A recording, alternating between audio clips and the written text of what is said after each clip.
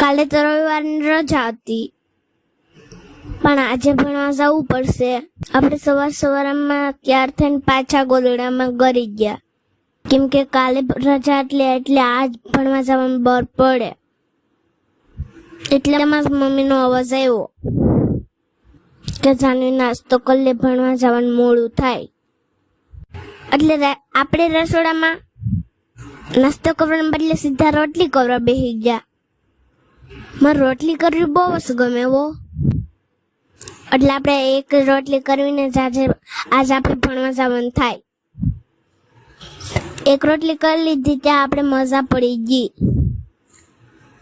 નાસ્તો તો આપણે સ્કૂલે જઈને પણ કરી લઈશું. એક રોટલી તો માંડ કરવા દીધી ત્યાં મમ્મી ભગાડી. એટલે આપણે સ્કૂલ બેગ ટાંગીને આપણે ભાગ્યા ભણવા.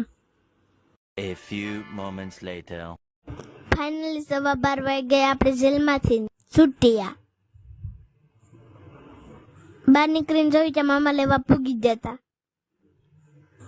ઘડીક વારમાં તો આપણે પહોંચી ગયા ઘરે.